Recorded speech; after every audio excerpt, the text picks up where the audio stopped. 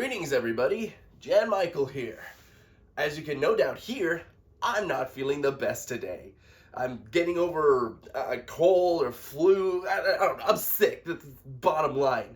But these reviews gotta come out. I can't even do my high-pitched voice. These reviews gotta come out, so I'm here for you guys. I'm here to tell you all about Marvel Spider-Man 2. And if it getting fucked over at the Game Awards, not winning a single award, is indicative of the quality of game it is, or if it stands a chance to go home with a couple of awards itself at the DICE Awards. Let's jump on in and find out. A lot's happened in the last 10 years. It's a miracle I'm even sitting here now. I got a second chance. And I'm gonna take advantage of that. But I need you with me, Pete. We're gonna heal the world. Marvel's Spider-Man 2 is the latest installment in the Insomniac Games' iteration of the iconic superhero. After the success of their previous two installments, Marvel's Spider-Man and Marvel's Spider-Man Miles Morales, we were all ready to jump into Peter and Miles' next adventure, this time with both at the same time instead of the single outings they previously had. While this entry isn't as strong as the studio's first foray with the characters, it still has a ton of things to admire and love about it. Namely, one thing that I really wish was more prevalent throughout the game, but we'll talk about that later on in the video, as speaking about it is technically a spoiler, so I'll give you a warning before we get to it in case you don't want to be spoiled. With that being said, let's talk about the story. Oof boy, where to begin? Well, Kraven the Hunter is tired of weak prey, and so goes to New York where a cacophony of heroes and villains live in order to have fights to the death with them. At the same time, Harry, Peter Parker's best friend from childhood, is back, having previously been in a tube to prevent the disease that killed his mother from killing him too. A cure might have been found in the form of a symbiote that we all know is just gonna be Venom in due time. Meanwhile, Miles Morales is getting ready to enter college and is distracted by many things going on in his life, including being a full-time Spider-Man, his mom starting to date again, and Mr. Negative, the villain who killed his father in the first installment, being on the loose. It's quite a bit to follow in all honesty. And that's not to mention Peter Parker's own personal struggles, Mary Jane's own personal struggles, all the different side missions that have their own stories you can get lost in. Speaking about it out loud, it may seem a bit overwhelming, but truthfully, I never got lost in any of it. I actually applaud them being able to juggle so many storylines in one game. And while I think certain ones needed to be fleshed out a little bit more, I think for what we got, I can't really complain. What I can complain about is the writing itself. It's very hokey, maybe in a bit to make it feel more comic booky, but there are way too many times it came across as super cheesy or melodramatic.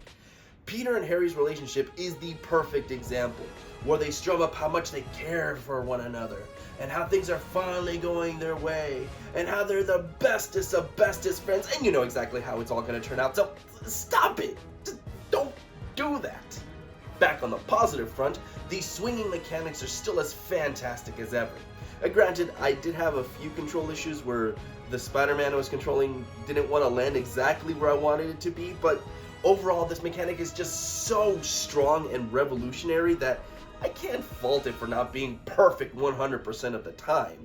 I've said this before, and I know many others have said it as well, but it is such a good mechanic that even though there's fast travel in the game, fuck if I ever used it, since the swinging is just so much fun. Combat also retains its excellent mechanics as well, introducing new moves tied around the Venom powers that you eventually get access to. It's the perfect example of something that's easy to learn but difficult to master, since there's so much to keep track of. And trust me when I say that there will be challenges that test your mastery of the controls, especially towards the end. All that being said, there is one mechanic that they brought back from the first installment that is just terrible. The Mary Jane sections. Look, I know this has been made fun of to death already, and there's good reason for it. I'm not opposed to playing as Mary Jane, if they made her sections interesting. But I felt too powerful when controlling her, like to a ridiculous degree. She's able to take out swaths of enemies with a simple stun gun. Even large enemies that I dreaded fighting as Spider-Man. Heck, I felt more powerful playing as her than I did with either of the Spider-Men. And that's a problem.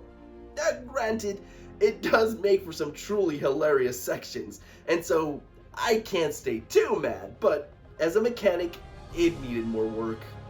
Okay, so we talked about the worst part of the game. Now let's talk about the greatest inclusion that they had for it, which means it's time to talk about spoilers. You've been warned. Playing as Venom. This was the moment that was fucking badass. You're not immortal, but you're just so goddamn powerful that very rarely did it feel like you were in trouble. But unlike the Mary Jane sections where it didn't make sense to be all powerful, that's exactly what these sections needed. Heck, even against the fight against Kraven, you were just so OP that it felt like a beatdown rather than a proper boss fight. And it made the eventual boss fight against Venom that much better, seeing what you could do with it while it was in your own hands. That last section of the game goes out on a high note and makes it worth playing just for those sections alone. I just wish you got to play more of him, because as of right now, it really is just one section towards the end of the game. Like, if you were to jump into his character from time to time throughout the game to like tear shit up, that would have been fucking amazing. But because it is just that one small section, it almost is a double-edged sword. Like, the first half of the game now is kind of lackluster, knowing what we could have gotten this entire time. So it's kind of a disappointment when you look at it that way. Don't take this to mean that I think the game is bad. It just needed another shot to the arm to really make it stand out, especially this now being the third outing for the series. The Venom section is definitely what the game needed, but since it's only really a small part of the overall experience, I think more should have been done. The addition of true co-op, as an example, could have helped propel the series to new heights. As such, the game is fun, but it's far too familiar. Swinging into the score, I give Marvel's Spider-Man 2 a 4 out of 5, with a recommendation to play it. I hope the next installment truly takes that next step forward. As this title showed, there are still areas that can be refined and new mechanics that can be introduced to blow us away.